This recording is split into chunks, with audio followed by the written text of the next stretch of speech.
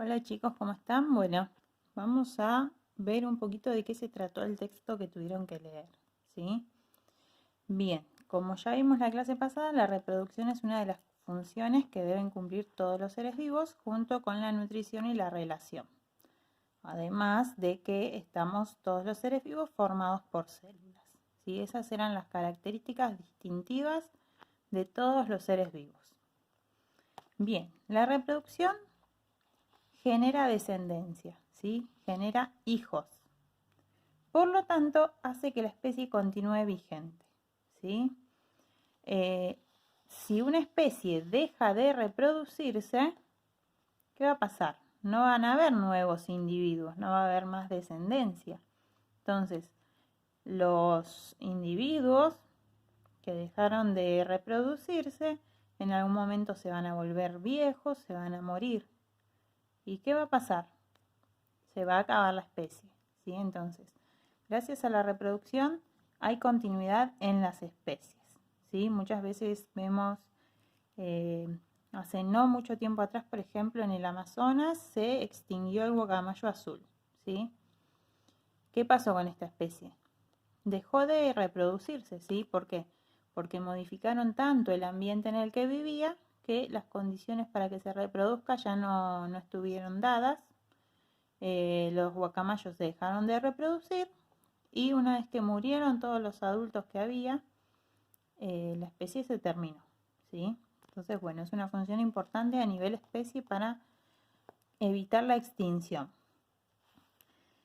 Bien, vamos a ir con los tipos de reproducción, que es en lo que se centra el texto.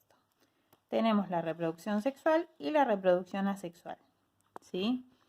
Recordemos que cuando hablamos de seres vivos hablamos de una gran variedad, ¿sí?, de seres.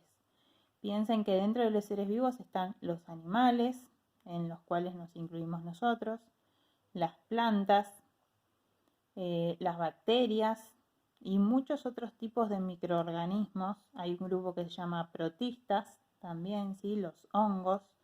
Bueno, todos somos seres vivos porque cumplimos con las funciones que estuvimos viendo.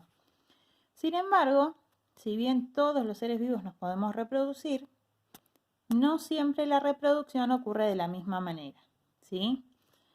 Va a haber individuos que se van a reproducir sexualmente y va a haber otros que se van a reproducir asexualmente. Y también va a haber un tercer grupo. ¿Saben por qué? Porque hay individuos que se reproducen tanto sexual como asexualmente, o sea que pueden reproducirse de las dos formas, ¿sí? Un ejemplo de esto podrían ser las plantas. Las plantas generan flores y las flores son órganos sexuales, ¿sí? Se necesitan de dos flores o de dos plantas, ¿sí?, que produzcan gametos femeninos y masculinos. Van a generar un fruto, van a generar una semilla y de la semilla van a ser un nuevo individuo. Ahí la planta se está reproduciendo sexualmente.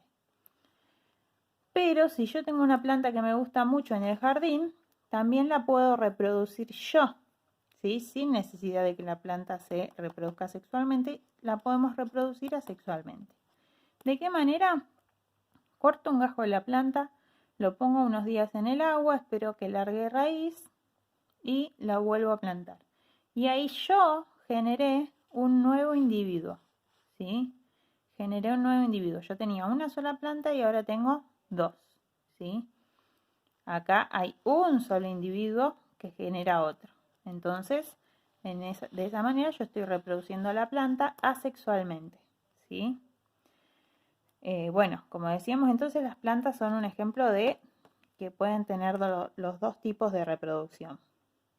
Las bacterias, ¿sí?, que ahí en el texto les ponía justamente un dibujito de una bacteria que se reproducía, se reproducen únicamente asexualmente, ¿sí? Como les muestra acá el texto en el dibujito, ¿ven? Hay una célula, supongamos que esto es una bacteria, crece y en un momento se divide en dos, ¿sí? Entonces acá, de una sola bacteria se generan dos. Eso sería reproducción asexual. Las bacterias no se pueden reproducir sexualmente, ¿sí? Solamente lo hacen asexualmente. Y después está el caso nuestro, por ejemplo, o de la mayoría de los animales, que nos reproducimos únicamente sexualmente. No nos reproducimos asexualmente, ¿sí? El ser humano para reproducirse necesita de un individuo masculino que genere células masculinas y un individuo femenino que genere células femeninas. En el acto sexual se unen esas células. En nuestro caso, la célula femenina se llama óvulo y la célula masculina se llama espermatozoide. Se unen las dos células y generan el nuevo individuo, el bebé, ¿sí? Que está 9 meses en el útero hasta que nace y ella es completamente independiente. Tengamos en cuenta esto, que el texto lo nombra, ¿sí? Las células contienen ADN o material genético, ¿sí? Nosotros en el ADN o material genético le pasamos a nuestros hijos información. Entre esa información que le pasamos, por ejemplo, va a estar cómo va a ser el color de pelos, de ojos, la forma de la cara, de la nariz, la altura, un montón de cosas. También le podemos pasar enfermedades, ¿sí? Las enfermedades también se heredan en el ADN. Entonces, este nuevo individuo que se va a formar acá va a ser la mezcla del ADN de la madre y del ADN del padre. Por lo tanto, este nuevo individuo va a ser una mezcla genética del ADN materno y paterno. ¿Va a ser igual a la madre? No. ¿Va a ser igual al padre? Tampoco. Va a ser una mezcla de ambos, ¿sí? A esta mezcla se la llama variabilidad, ¿sí? Y es muy importante la variabilidad. Es importante que no seamos todos idénticos, ¿sí? Porque piensen que si todos seríamos idénticos, en vez de ser distintos a nuestros padres, todos naceríamos iguales. Por ejemplo, ante una enfermedad, podríamos morir todos. O sea, ¿qué quiere decir? Aparece una enfermedad nueva y como somos todos idénticos, si esa enfermedad logra matar a uno, también mata a todos. Eso pasa en un montón de especies, ¿sí? Gracias a la variabilidad somos distintos. Entonces, por ejemplo, ante la aparición de una enfermedad nueva, esa enfermedad puede afectar de forma negativa a algunos, pero no a todos, y la especie sigue vigente, ¿sí? En el caso que hablamos hoy de la reproducción asexual, que por ejemplo ocurre en las bacterias, o también a veces en las plantas, yo voy a tener un solo individuo que genera otro. Como decíamos recién, saco un gajito de una planta, hago que largue raíces, la planto y ya tengo un nuevo individuo. Pero ¿cómo es ese nuevo individuo? Acá, ¿hay mezcla de genes? No. Yo el gajito que corté de la planta tiene los mismos genes que la planta original. Entonces, cuando yo genero un nuevo individuo, genero un individuo idéntico. Es como si fuera un clon, ¿sí? No hay mezcla de genes o no hay mezcla de ADN.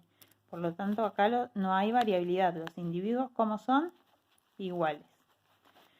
Supónganse que yo hice un gajito de un rosal que me gustaba, logré que largue raíces y ahora tengo dos rosales iguales. Supongamos que aparece un hongo en mi rosal. Los dos rosales son idénticos, son iguales, son clones, ¿sí? Entonces, si el hongo logra matar una de mis rosas, ¿va a lograr matar también a la otra que es idéntica? Sí, también. Entonces, listo, me quedo sin rosas.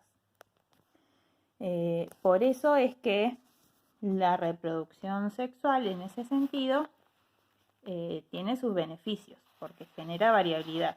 Los individuos nuevos que nacen no son iguales, sino que son diferentes porque son la mezcla genética de sus padres, ¿sí? Pero por otro lado, la reproducción asexual es mucho más sencilla. En cambio, la reproducción sexual es un proceso mucho más complejo, ¿sí? Bueno, chicos, lo dejamos por acá ahora el tema y vamos a hacer una actividad.